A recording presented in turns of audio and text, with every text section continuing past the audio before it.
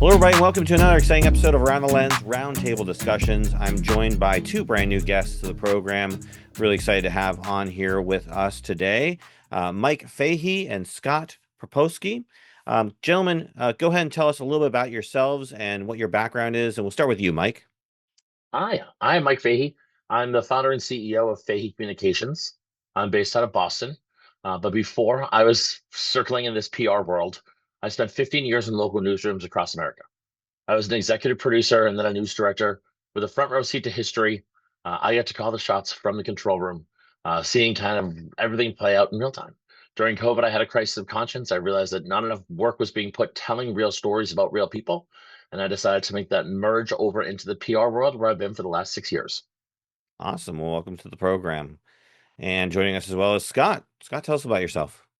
Yeah, so my name's Scott Proposki, and not sure Mike knows this, but I'm also from Boston. So there you go, Mac Valley. I mean, I'm Mac also from Valley. Boston, just so you know. We're all a There, bunch of oh, Boston there we go. guys here. Uh-huh. Hey, how about them The apples? Eagle Tribune territory. You probably know the newspaper, Of Mike. course. Yeah, I also work there as well. Um, but I landed right at National Geographic as an event photographer many years ago. It was kind of like my breakthrough. Then got into Time Inc., Sports Illustrated, HBO, Google, and a few other corporate events as an event photographer, and kind of blew it up to eight-figure business. But COVID kind of wiped all that out overnight, and so I had no other choice but to start over. Right, so I started over, and happy to talk more about it.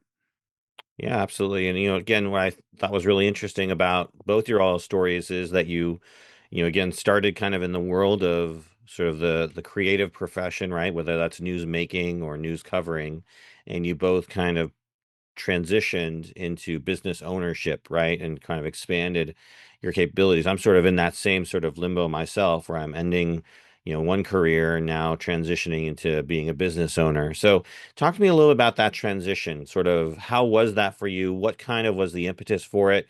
And how well or maybe not well did it work for you? Has it worked for you? I think, Scott, why don't you go ahead and start because I think you have a kind of interesting up and down aspect to your story that I want to kind of delve into a little bit. Yeah, so I was I was a guy with the camera, photography, driving, going to New York City, getting the corporate gigs. But honestly, I was probably a more visionary on building a business than I was a photographer, honestly. Hmm. Um, about 15 years ago, when I saw the opportunity for event photography, and I just focused on one thing, going to events, high profile events, and printing photos at events. And I saw that opportunity and just stuck with that one thing. That really built an amazing business for me because the business had, by doing events and print on site, I could put systems and processes in place and I could duplicate it. So if I could do it in Boston, I could do it in Arizona, I could do it in Chicago. So as I moved through things and I met people, and mostly when I left the White House, I was 2 years with Obama as event photographer Hmm. for events. I met some incredible people and I got into business coaching. I had some coaches and mentors. And that's where the big shift happened, where I now knew, hey, how can I grow 10 times? And what does that Mhm. really mean? So it was about 9 years ago that I became all in and focused on how to grow the business 10 times. And then you were doing really well. You said you had got an eight-figure salary, or the business Sales. had been Yeah. growing eight Yeah. figure in sales, and then it all came crashing down, right? Yeah. Yeah. Yeah. I mean, it was great. It was complete chaos, but well organized chaos in my mind, I hope. Um, wrote a book about it called Camera Focus. Was running around doing the book tours, had big corporate clients, just nailed the Winterfest for the NHL. We were doing that. And was looking to invest or maybe, perhaps maybe collaborate with another bigger photography company. Hmm. And that was in the works. And, March 2020, 20th, everything just, I knew that day. I knew that day that I just packed up my office and I figured I wasn't going to be back. And I was right. Right. COVID kind of killed the whole event business, if you will, because people weren't having events. So there was no need for an event photographer who could print your pictures, right? Exactly. And as time went by, people said, well, why didn't you get back into it? Well, honestly, it wasn't that COVID COVID is a defining moment in time that Hmm. did make that transition. But as we speak and record this in 2026, there's other things into that factor today, right? We have technology, we have AI, we have the lower barrier to entry for more people being great photographers out there. Sure. Um, it wasn't like that 20 years ago. So now the game's changed on sales. And I I talked to a see. lot of photographers pre-COVID, post-COVID. Pre-COVID photographers never really had to make sales calls. The business just kind of came in, Hmm. and I was one of those guys. Yep. But now today, yeah, I mean, you got to be a top salesperson and sell your services and be unique and be different than everybody else. Right. Absolutely. It's not just about being the best photographer, it's also about being the best salesperson, right? Almost more important than the photography part. Yeah, right. Okay. And what are you doing now with regard to business? Yeah, so after I wrote my book Camera Focus, I decided I took a long time to figure out what was next. What was I good at, right? And it wasn't actually photography, believe it or not. I was a better, I was a better leadership, Hmm. painting a vision where I could grow the business. And that's Yeah, how we got 52 people around the country to work for me. right. Everybody was team players. And so I said, you know what? I don't have to start another business to do that. There's a bigger opportunity where I can just help photographers all around the world and help them with their business. And so today I have two programs, simply called the Camera Focus Method, named after my book. And then I help other business owners, entrepreneurs called the Business Focus Method .com. And my whole purpose right now is simply helping small businesses stay Hmm. profitable. Okay, great. So you're basically kind of a consultant then, in Yeah, other words, right?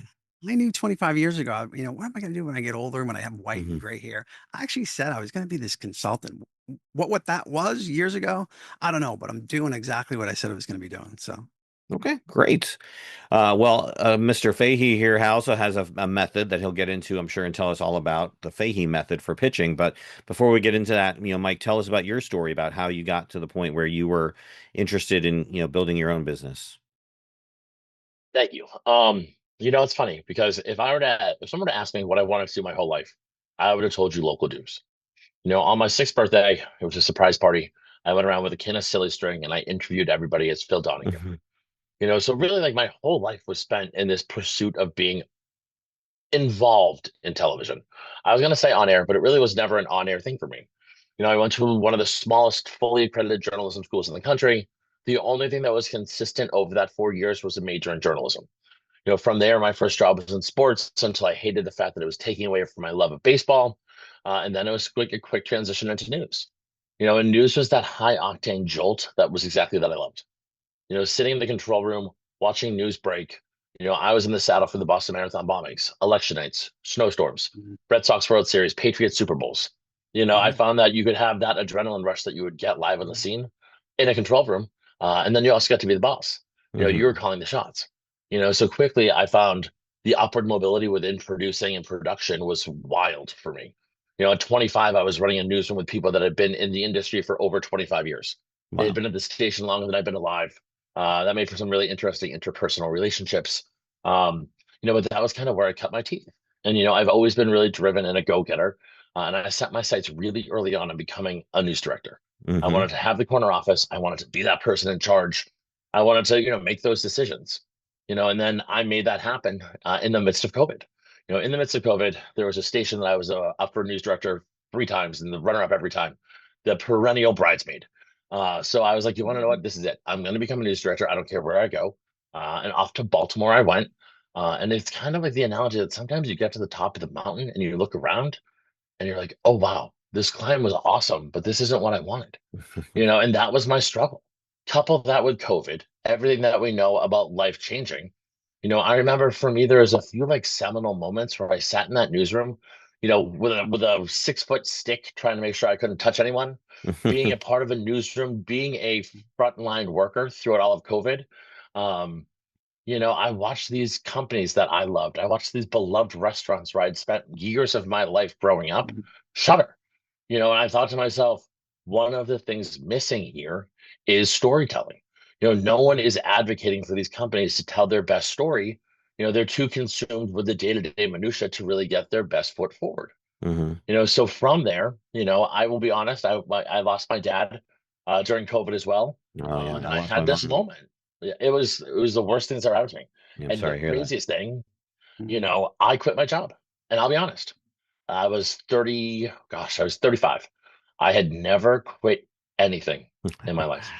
Never a sport, never a club, never an activity, never an instrument. I didn't play an instrument. Um, but never, I just said that was just not, that wasn't my story.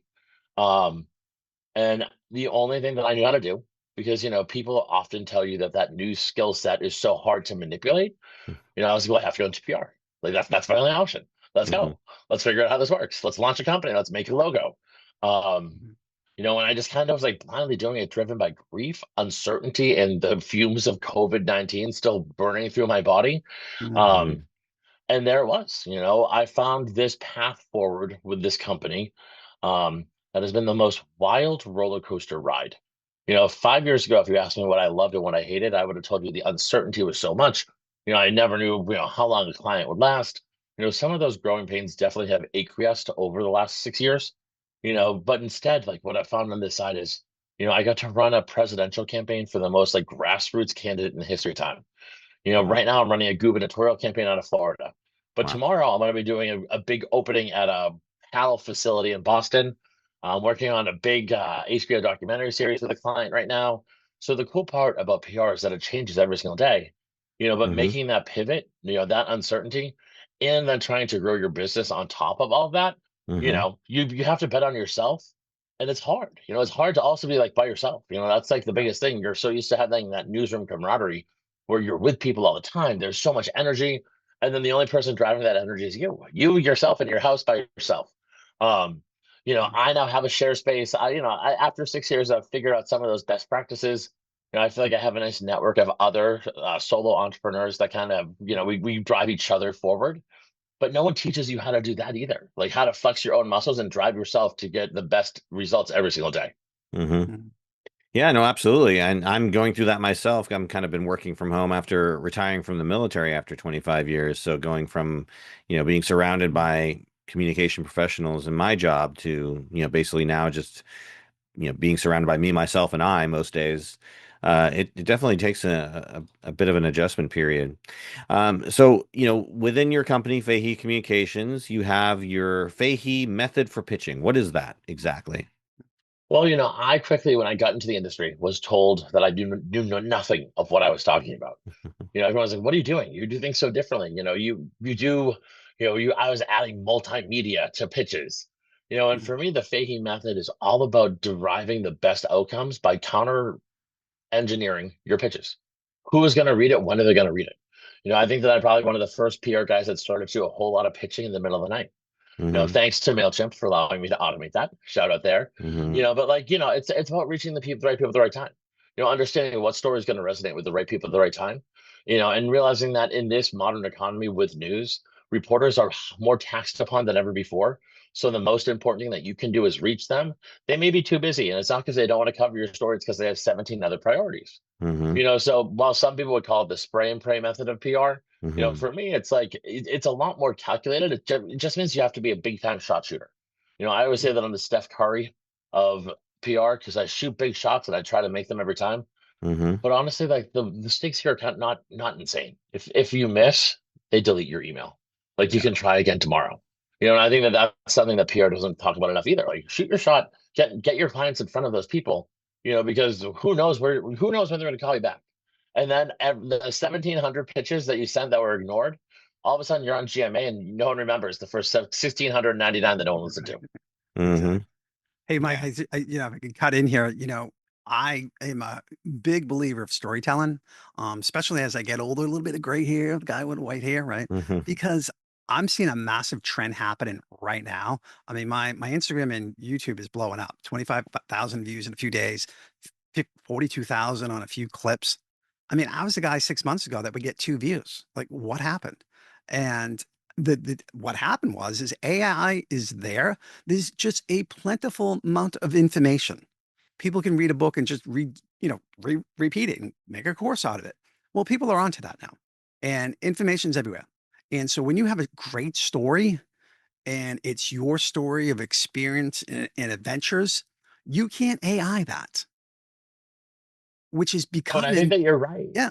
You know, And because now the new viral influencer is going to be someone of my age.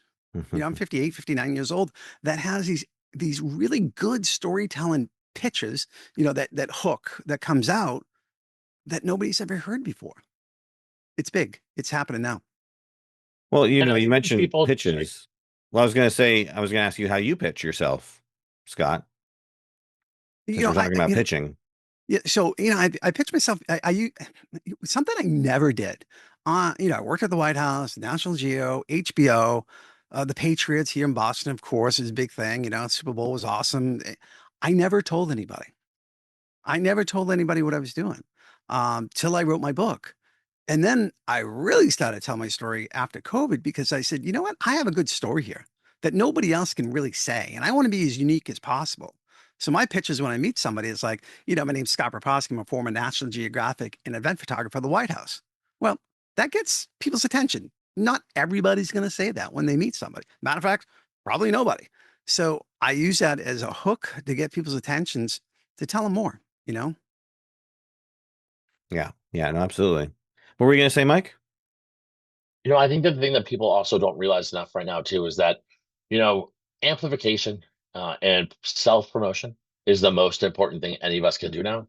Yeah. Those days where you used to start your day and like log into 7 websites and see what the top stories are, people don't do that anymore. If you're Mhm. not doing the work and sharing it yourself, no one's going to do it for you.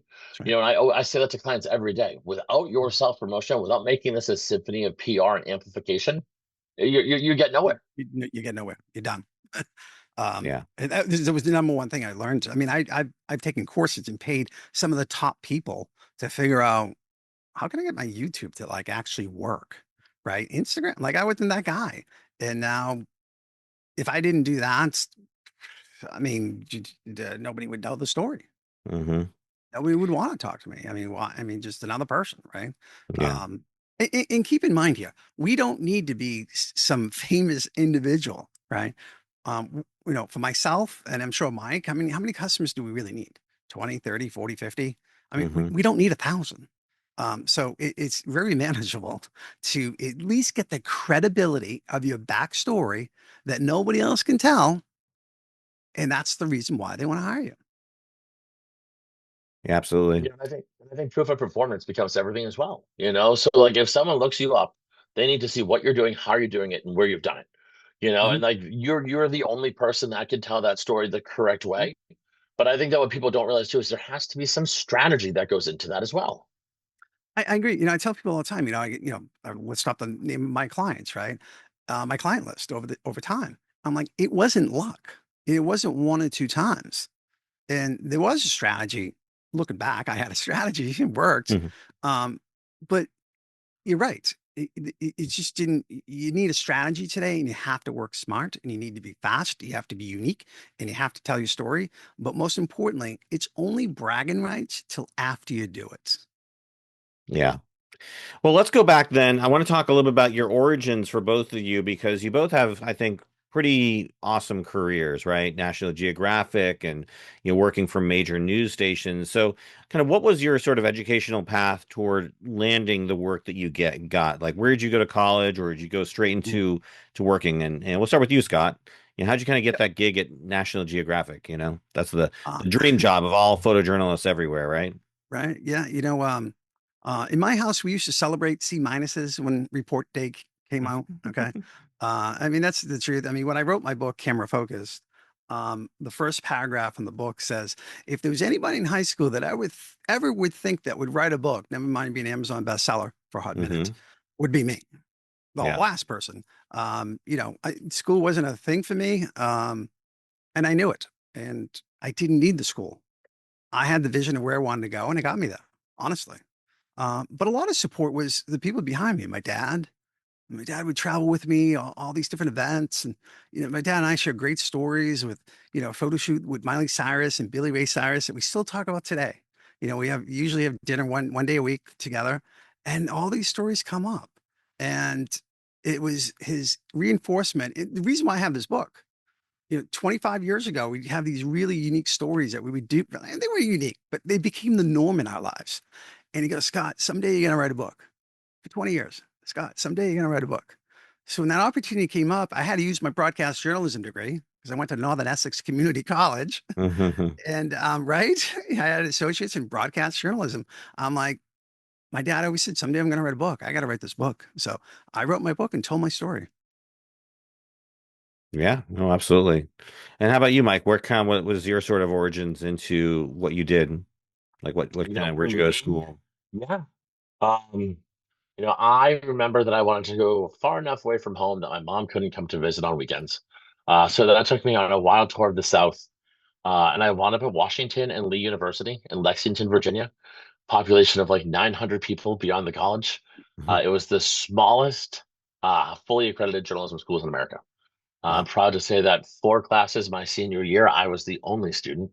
I was one of only 2 people that graduated with a broadcast degree.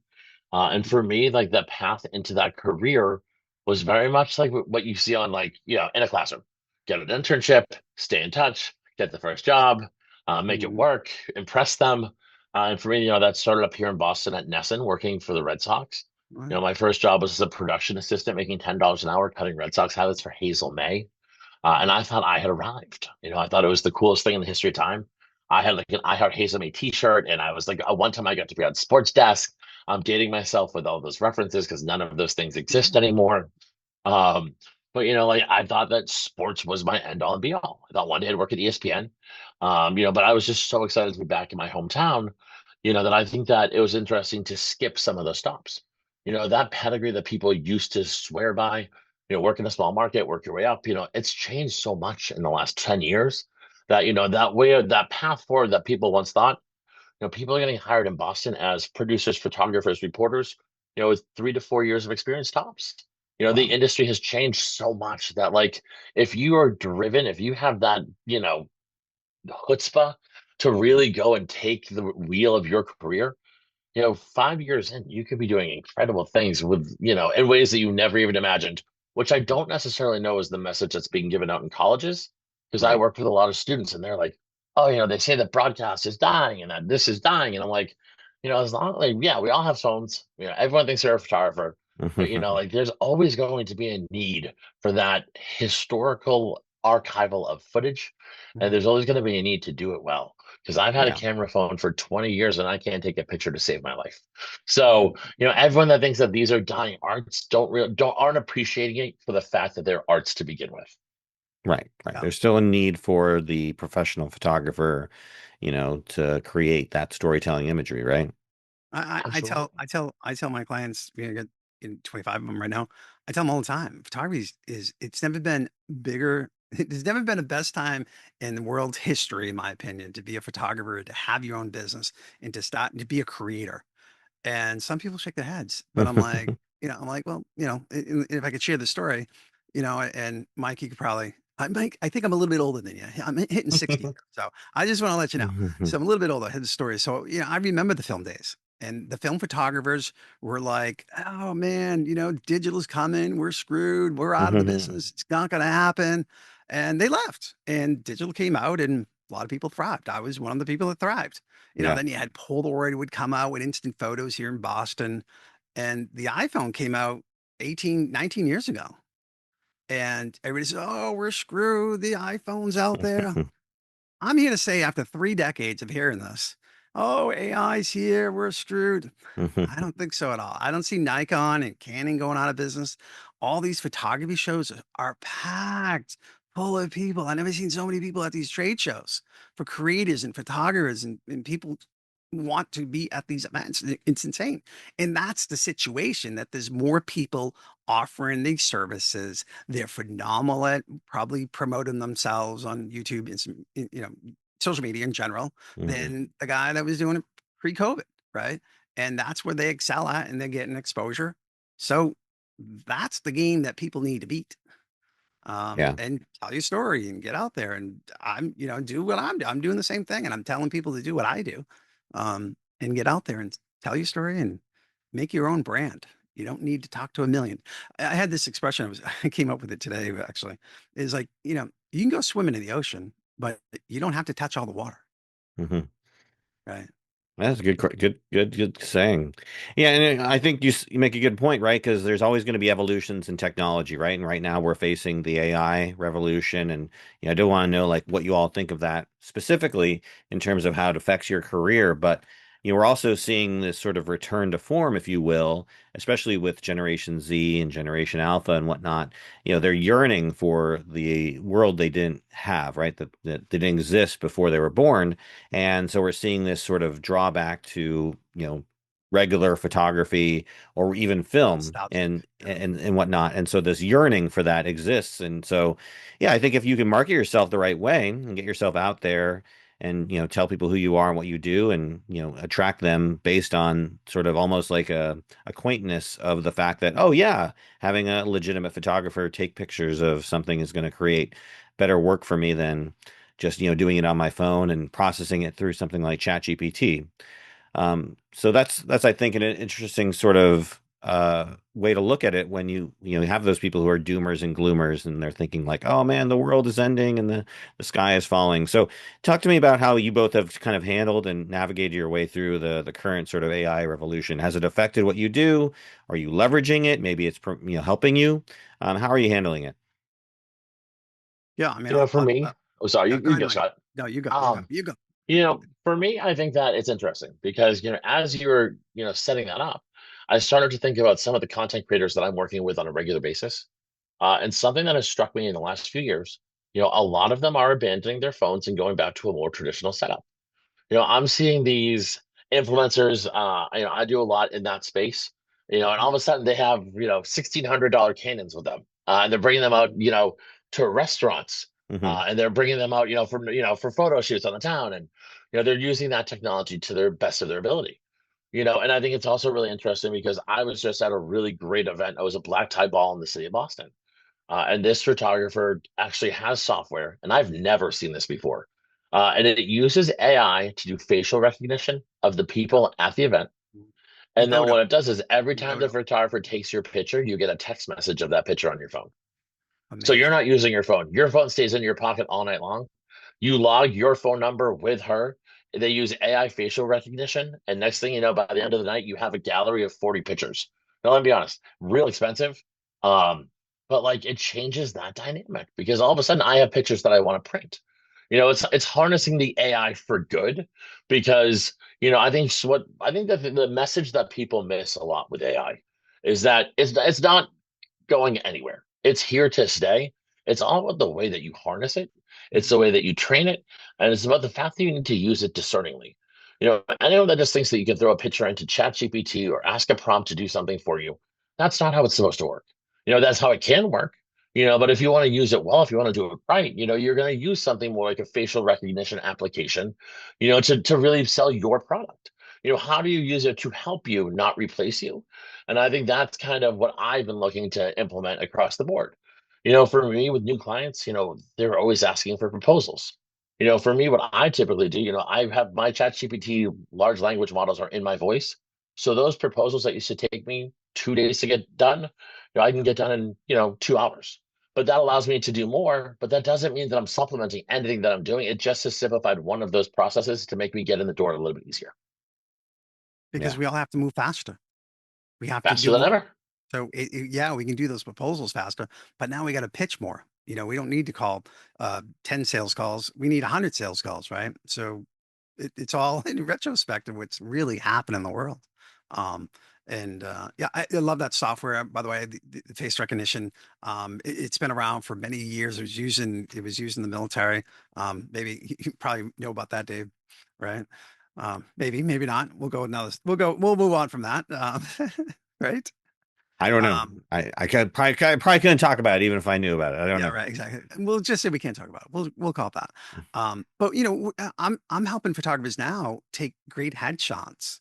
Hmm. Headshots is almost like a common name for corporate photographs, right?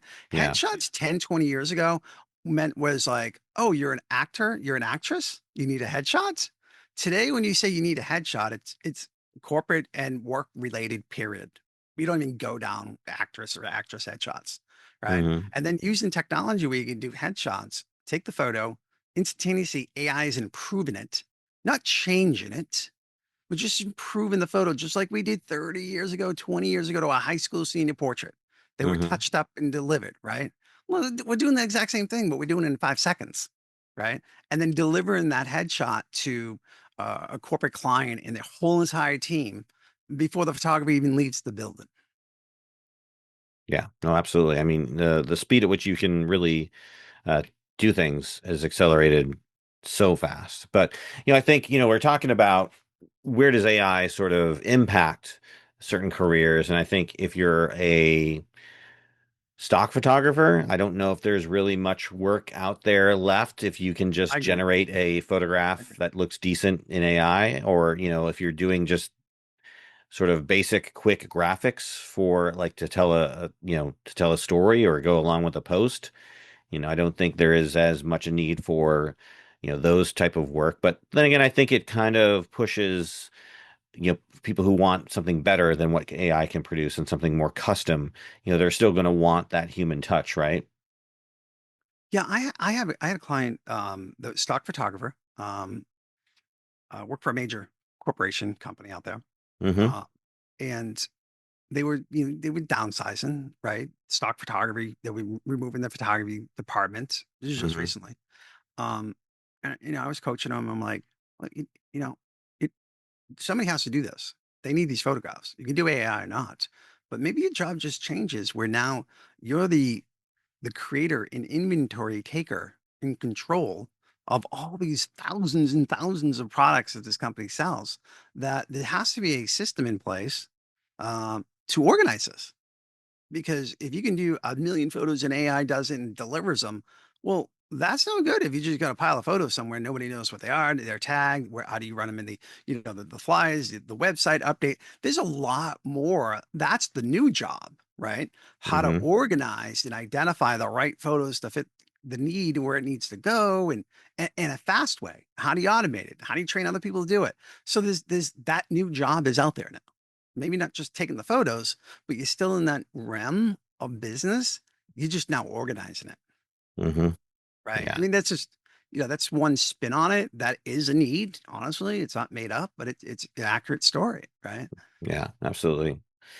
So earlier, Mike, we allowed you to kind of talk about the Fahey method, but I want to hear now about the camera. What is it? Focus method. The camera focus method. What's that all about?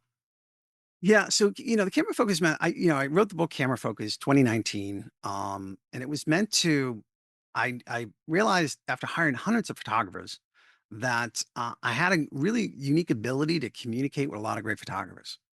And it took me time during COVID to really figure out why. Because honestly, most entrepreneurs, for that matter, photographers, creators, they had ADHD. And you need to be one to know one, right? So when I could hire somebody, I could understand where they were. I wanted somebody creative. That's what I was looking for. And I could, manage their conversations and the 300 conversations we had in 30 minutes, right? And Hmm. understand all of them, right? And understand the behaviors, understand how they're going to operate. And I knew that. And that's what made my business grow fast because I knew how to get the right people in there where normally most of these individuals probably wouldn't have gotten the job. They probably would have quit. The boss is very analytical. They don't work analytical. Creativity doesn't happen between the hours of 9 and 5. And I knew all that and I knew how they thought. And so the book, Camera Focus, is really about helping people with ADHD. What's their superpower? What is that one thing? For me, it was a camera. It was a camera that got me to the White House because I was just super focused on that camera and nothing else mattered, right? Nothing else mattered. So if you're a creator, if you're into music, maybe it's your microphone, maybe it's your guitar, maybe whatever that may be, don't dabble in it and just master it. I feel like I mastered it. I was the top 1% of all event photographers in the country doing what I was doing. And when I got to that level, honestly, why I stayed there so long? There wasn't a lot of competition. There was no competition. Because at that time, like Mike said earlier, nobody was actually striving to be that high up. Hmm. It was like, what? What are you gonna call Sports Illustrated? No. Hmm. Yeah. Yeah, that's what I'm going to do. I'll Sports Illustrated. So, but again, I had my camera, I had my superpowers so that I could do anything. That was my mindset. So I help people really understand that the big vision is there. Find your superpower, focus on one thing, and I help photographers create a business to last a lifetime and pick up where I left off. Because at 58, 59 years old, I'm not about to start a $4 million company all over again. Okay. But I Hmm. can sure help. I can help hundreds of photographers around the world build a business fast in the photography industry. Yeah. Undoubtable. Undoubtable, I could do it. Absolutely. So both of you are business owners or have been business owners. Obviously, we talked about some of your pitfalls, obviously COVID and whatnot. Have you, Mike, maybe you can answer this. Have you had any struggles in building your business, or was it a pretty sort of seamless sort of transition from, newsroom executive to business owner? What challenges did you face, if any? I mean, I remember thinking when I launched my company, this is going to be so easy. I just see one client paying this much money a month, and the rest will take care of itself. And it's funny because the first client that I almost signed, who told me they were going to sign, committed to a contract, was getting ready to like launch for the off the blocks, ghosted me. And Oh I my should have gosh. known then that it was going to be indicative of the things that I would deal with for the next 6 years. Yeah. I think one of the hardest things about running a business that's client centric, is that like you're investing in people. And like when you're starting out and you're a little desperate, you're like, okay, I'm going to take a client that I may not have taken otherwise, who may not pay, and I'm going to hope for the best and see where I wind up. And that's kind of, what I did a couple times and got burned. Yeah. I mean, and when I say burned, like, I mean, like third-degree burns in the hospital, like, like torched. Um, but I think that that becomes one of the hardest things when you're doing anything because also, for what I do more on the PR side, it's not quantifiable. Someone comes to me, they say they have a great story. I say, yeah, it sounds really great, but then I'm depending on the news cycle, the reporter at the right time. I always say in all the contracts that I write that I make no guarantees. How can I guarantee that your story is going to land when I can't guarantee what the news is going to look like the next day? I specialize in earned media. I don't do paid media because I believe in storytelling and that I think that's the heartbeat of this industry. Yeah. But at the same time, it makes it tough. It's tough to be like, I hope that this goes well, Yeah. because you never ever know when it's going to go well, and then you never know when it's going to crash and burn, and then you're kind of left triaging things, trying to make chicken salad out of chicken other stuff, and then you're just hoping for the best. You're hoping for the best. Yeah, earned media is a really tricky domain to navigate, right? Because you can have the best laid plan and it may not pan out, right? And that's why, like, I'm sure you develop, strategic communication plans for your customers and your clients before you do anything, because you got to have a plan in place. But that's why you have that ability to evaluate the plan, throughout the entire process, and you can pivot, when things aren't necessarily going in the direction you hoped, right? I always say PR is a living and breathing organism.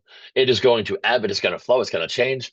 And I always coach that in early calls. I'm like, what I tell you today, next week I could tell you the complete opposite. And that is not because I don't know what I'm doing. It's because I'm responding and reacting to the what's going on around me. Right. I had a client during the SNAP crisis when the government shut down and no one got food Yeah. stamps. Mhm. And when I tell you, I would have bet a down payment on a house that this client was going to hit. And when I tell you that this client hit, and we get every interview, the Boston Globe, Good Morning America, and then like every Boston station. And because of the nature of the news cycle, the story changed every single night right around 9:45. So the stories that were prepackaged were tossed out the window, and seven interviews did not air, and Mhm. that client wasn't happy. And you want to know what? I Yeah. wasn't happy for them, but that I was like, I still got you all these looks. It's not my fault that they didn't convert into, you know, seven incredible broadcast news opportunities. Right. So you said you primarily deal in the earned domain, but if you had a client who wanted to leverage the owned or paid domains, would you assist them, or would you direct them towards maybe someone who does pure marketing or something else? So I do a little bit of paid, but I'll be honest. I think one of the most important things about having your own company is knowing your strengths and your weaknesses. So Hmm. typically, if someone asks me something, I'm far enough along in knowing what I'm good at and what I'm not good at that Yeah. I'm like, I don't know how to do that. Find someone else. I'm not your guy. At this point, I kind of am really blessed that I know a lot of people in that space. So Yeah. if it's not going to be me, it's going to be one of my friends. Sure. Someone just came to me yesterday and they're like, my meta ads went from having, 1,000% ROI, and now the ROI is 6%. She was Hmm. like, "Can you help me?" And I was like, "Absolutely not. I have no idea what that means." Like but I can give you to someone who will, because I'm not going to take anyone's money if I don't know what I'm doing. Right. No, absolutely. You should never misrepresent yourself. But, both of you are in many ways, marketers in that you're marketing yourselves, you're marketing your business. So let's talk a little bit about how you market and kind of what you do when you're trying to, again, market yourself.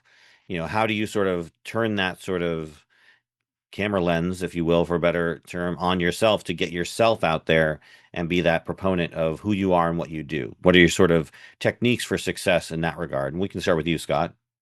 We're doing it right now, right? I reached out to you. I want to be on a podcast. I was on three today. Oh, it's I did awesome. three interviews in podcast, usually on 4 or 5 a week.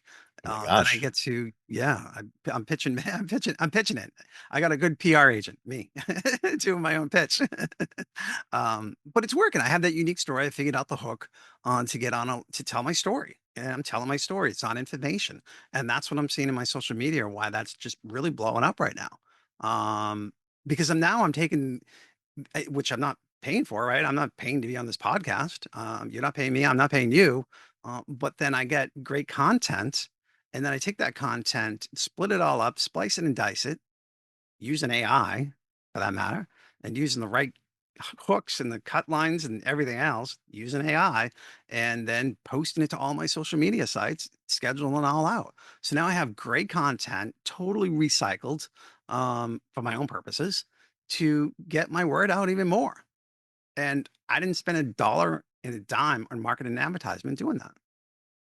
Yeah, no, that's the way to do it for sure. Yeah, kind of. Yeah, it is.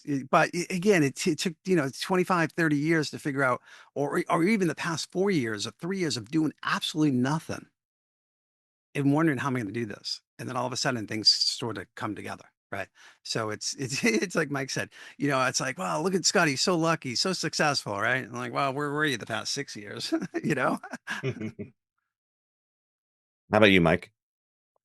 For me, I think that it's funny. The things that I would have like hung my hat on today, if you told me I was hanging my hat on them 6 years ago, I would have laughed. I always fall back on 4 Emmys because that gives you like instant name recognition and credibility. But I think that for me too, it's like also realizing that I need to be my own hype guy. And that's sometimes the hardest thing to do Oh, because you very work so hard very for much. clients that you're like, okay, like I'm gonna do X, Y, and Z. Now I have the win. We're gonna share it. And then you also then have to stop and be like, okay, now I'm gonna share it on my account and my social media and just really like building your name to get it out there. For me, it also is conversations like this.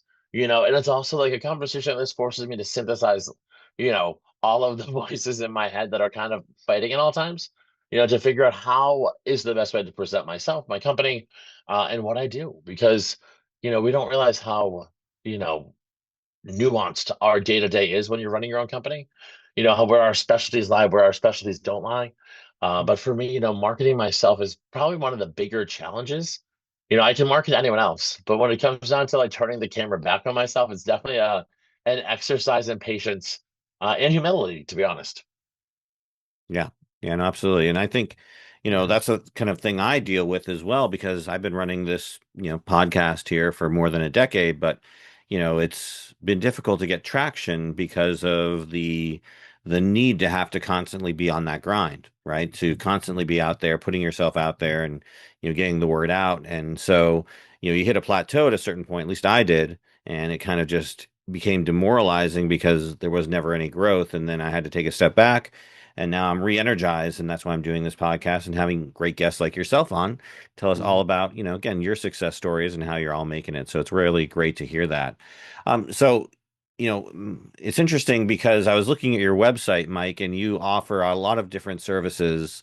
And one of those services I thought was interesting was your brand storytelling, content strategy type stuff, which, you mentioned yourself, you've never picked up a camera. So somebody like me, I'm a client, I say, Mike, I really want you to help me develop my content strategy. I want you to help me tell a compelling story. what are you doing when a client asks for that? Are you going to finding those people who can create that content and then, sort of managing it for them? I can tell you who it's done. It's not me. I can Right. tell you what it should be. I can tell you what it should look like. Um, but I can tell you that like that's the one beautiful thing about being in the news for as long as I was, is that I have the most impressive Rolodex of people that I can call in a minute's notice who Hmm. can step in and help me out. I think that, to echo something that I said earlier, like knowing our own strengths and weaknesses is so important because I never want to bite off something that's more than I can chew. Earlier Right. we were talking about kind of that return to form, and I was thinking that, 10, 15 years ago, it was Photoshop. You had to have Adobe Creative Suite. That was like the gold standard. Now Hmm. everyone has Canva. Everyone has, you can edit a reel on Instagram that's like editing a package in Avid. It all has changed so much that that user interface is so much more, user friendly that it's a lot different than it ever has been before. Um, that everyone thinks that they can do it really well, but very few people probably can do it as well as they if they hired real professional to do it. I just was working with a political client, and I did 4 rounds of edits on a video, and every single time I said, "You're missing 4-point lighting. You're shooting in front of a window." The candidate was so washed out. I was like, guys, like, you're just missing you just need a lighting setup. You need a lighting kit. All of these things. And on the fourth round, we were just like, just go outside. Please just go. Like, so it's wild. Like, this is a professional photographer doing it. And I was like, guys, we Hmm. just need some lights. Just a little light would take you so much further. Um, but I'm sure that person was not an A grade professional photographer. I'm sure, because actually, you want to? I can guarantee you that because he shot in front of a window 4 times and thought it was going to change every time because of the weather. When in Oh my reality, God. we all know that it has nothing to do with the weather. It has to do with the light that's pouring in through a glass pane. But hey, listen, we learned that the hard way, and it was a Exactly. lesson. Exactly. And this is exactly what I tell my clients that are really great photographers, really great work. I'm like, it's not going to take much to beat out your competitor because they probably don't like. There's a lot. You Google it, like, look at all these photographers. How many are actually good, right? It doesn't take much. And speaking of lighting, like this whole setup here is like, if I'm going to be in a room with clients as a photographer, like lighting's important. Like this whole setup, this is not an accident, right? Yeah. I need, you know, it's like Remington, the CEO of Remington shavers and he doesn't shave, it's like, how can you do that? Right? He can't do that. He has to shave, right? So it's like, it's kind of the same thing. Um, yeah, simple things like that, right, Mike? That you would think that a photographer would know and it doesn't happen. So Yeah. Well, I feel like I've made a great match here today because, Scott, if you ever need PR, you can go to Mike, and Mike, if you need a photographer, you can go to Scott. So this Absolutely. is a well, perfect match right here. And we're both in the yeah, same areas. That's a good we're thing. both in Boston, right in Boston. There you go. Mike, there's something I always say too, and my team used to say this, like, how are we going to do that? Well, it's not how, it's who. We just simply got to That find is, out I love who's. that. That's true. That's so How about true. who? I promise you, I know someone who does. Yeah, right. And that's the power of, I call that JV partnerships, right? Joint ventures. And I gather like Mike's gonna be my Rolodex, right? He's gonna be my joint venture. And Hmm. I try to coach other business owners to do that. Build up your joint venture list because those are the best people that can sell for you. I know Mike probably knows 10 people that could probably get clients from me right now. And I could probably get 5 from him right now myself. Um, I say 5 and 10 because you're a hybrid. No, I can. Uh, but we have them in our Rolodex. But this is you're right, Dave. It's about joint ventures, collaboration, network, and showing up at 8:30, 9 o'clock at night to be on a podcast with somebody on a Tuesday, right? And then you say, oh wow, how'd you get that business? How'd you meet Mike? Wow, that's amazing that you know this guy. Well, because I'm willing to show up at 8:30 at night and say yes to a podcast interview, right? Yeah. Those are the things. Are you doing that? Are you showing up at 9 o'clock at night doing that? Yeah. And we didn't have to do this 4 or 5 years ago. Not that we had the technology as much, but this is just a point that things are changing and we have to do things differently. Yeah. And you have to show up at 9 o'clock at night on a Tuesday and take full advantage and enjoy the conversations or sales calls or whatever that may be. Yeah. Well, I'm definitely going to let you both obviously plug your websites and I'll make sure to put your Yeah. links into our show notes. But before I say goodbye to you both, I want to get any little last words you'd like to express, last words of wisdom. And I'll throw it to you, Mike, first. Any sort of last words of wisdom before we end our show? If you're sitting here listening to our stories about pivoting, and kind of tackling that great unknown. Don't be afraid to do it. I think the greatest regret I would have in my life is if I didn't do this. It has been the hardest thing I've ever done. It has been the most wild adventure of my life. I've represented insane clients for the better or worse. Um, but the freedom, the ability to be my own boss, the ability to tell real stories without any limitations, that's the greatest gift I've ever been given. Because, it makes me want to wake up and work harder for these clients every single day. And I think client-based work, when you're working for the right clients, can be so incredibly rewarding that, you just gotta grind it out to get to that point where you're comfortable. Yeah. Awesome. Yeah. Scott? Yeah, years ago I was doing a photo shoot for the New England Patriots during their Super Bowl times. And I was taking photographs of a well-known player. And I asked him, I'm like, if you could say one word about Bill Belichick and what did you get out of that as a coach? And he looked at me, he goes, stay the course. Stay the course. And it stuck with me. And it's stay the course. If you're gonna be in, be all in, be committed, stay the course. Great points. Great points. Words from Bill Belichick there. So Bill Belichick. Great points by Bill. Absolutely. All right. Well, gentlemen, thank you so much for taking time out to be on the program. Before we say goodbye to you, go ahead and plug your stuff. We'll start with you, Scott. yeah, business focus method, have a business, let's focus and let's have a method to do it. And that's where I live by. So And you're at scottproposki.com, right? yeah, businessfocusmethod.com. I go simple, right? So business focus method, camera focus method, and my name's Scott Proposki, but a lot of people have a hard time with the ski part, right, Dave? So Yeah. Yeah. Absolutely. And Mike, where can we find out more about you? You can find me on social media. My handle is FaheyCom. I didn't realize how confusing that was going to be when I registered it. FaheyCom.com. One of those things that I should have spoken out loud repeatedly before I actually did it. But that's great. And my handle is just Michael E. Fahey. That's where I am everywhere across all domains. Reach out. Always love to collaborate and just shoot the other stuff. I don't know if we can swear on this, so I'm You not say going shoot the to. breeze. We can shoot the breeze because I always love just having these collaborative conversations with other people. There you go. That's awesome. Yeah, you should have had like a PR person tell you, about your website. And no, okay. Exactly. Anyway, yeah, right. All right, great guys. Well, thank you so much for taking time out to be on the program, sharing your stories, and of course, uh, I think some really wise, sage words of advice that I think can help out a lot of people, whether they're again trying to start their own business or they're in your similar shoes. Or just creatives looking for a new avenue or outlet, or maybe feeling a little down about themselves and sort of the way of the world. It's like I think you've given a lot of great advice and feedback. So thank you again, guys, for coming on the program. Thank you. great to be here. All right, for Scott and Mike, I'm Dave Murphy. This has been Around the Lens, Roundtable Discussions, and we'll see you on the next one. Bye, everybody.